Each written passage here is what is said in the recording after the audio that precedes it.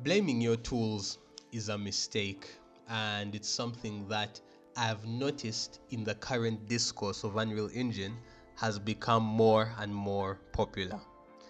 I don't like that. Unreal Engine is actually a very good tool to use for game development. I wanted to show you a couple of simple reasons why and share with you where my heart is. For starters, you can easily use blueprints to make sure you do all your troubleshooting and make sure your systems are working. This is not even close to how crazy difficult it was finding a bug by scrolling through thousands and thousands of lines of C code by yourself. This is visual. It's so much better. The next thing is that Unreal Engine has lots of built-in tools to allow you as a game developer to find out what's a performance hog in your game.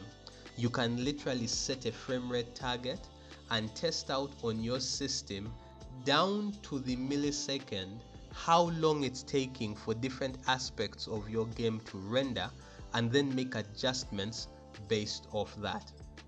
Literally, it's available there. You can set a budget per frame, and then you can check out the variance and make adjustments to the quality of your assets, to the resolution of your assets, and to the amount of effects like ray tracing you're adding, and essentially make a good looking and good performing and running game.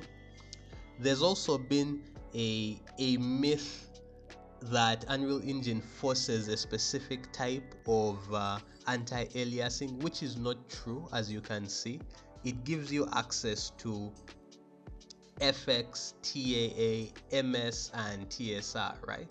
So you have access to all the different ways of setting up anti-aliasing in the engine, and it doesn't take much work to do and set it up. So it's just a tool, and how you choose to use it is something that is just all you. And the end result of blaming your tools is either never improving, or even worse, the end result of blaming your tools is giving up. And I've seen it personally. I saw it in real time. I have seen developers talk about this cool game they are making, and then they run into a simple stumbling block in Unreal Engine that needs them to just need to clean up their code a bit, and they give up.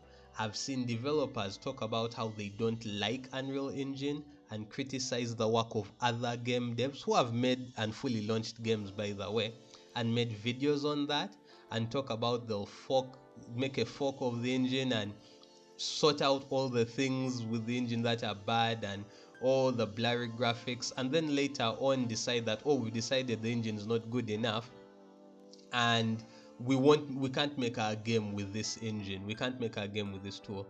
I'm like, bro, what are you talking about? Do you know that people used to need to code almost down to the machine in order to develop games? Then later on, almost every studio had to code an in-house engine to make it work, and it was expensive and hard. And then later on, now we have the availability of multiple game engines you can use to develop your games that are available to you for free. I mean, it's not entirely free, but a lot of the costs are after you release your title. There's a simple licensing fee. We live in a world with so much abundance and freedom and power in your hands. And the truth is, most people are scared of managing that power.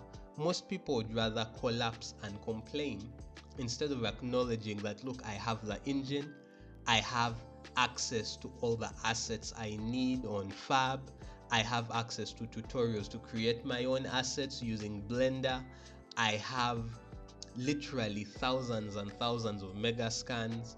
I have YouTube if I want to learn. Also, this clip is from a video made by Fireship called Unreal Engine in 100 seconds. It's a good little video. But instead, people are complaining and listening to people who are complaining and collapsing and giving up on their games and giving up on their titles. And while that's happening, there are other developers that are learning the engine, they're doing the work, they're improving on their skill set. And those people who put in the work after going through that journey of learning come out with quality titles that perform well, that are enjoyable to play, that players love, you know. So all I'm saying is don't give all your energy to the idea that Unreal Engine 5 is a bad engine. That's not true. And at the same time, because Unreal Engine is so powerful, don't throw all the assets you can into your scene. Games were fundamentally made to be played. So to be played and enjoyed, it needs to be smooth, it needs to have good performance, it needs to have good frame rate and consistent frame rate. We don't need games that are excessively pretty but that perform badly. And there are lots of examples of games that have decided to go more for performance, and that's always good for the players. So that's really a thing you need to choose as a game developer, right? Because Fragpunk is on UE5 and it's really easy, even on a mid-range card, to get way above 100 frames per second. And you may say, hey, that's a multiplayer shooter. You can make a single player game with slightly less visual fidelity, but great frames. So look, trust yourself as a game developer. Don't spend all your energy listening to the haters, okay? Listen to good real world developers, engage with the engine, get good at it, and make the game you actually want to make. You can do it.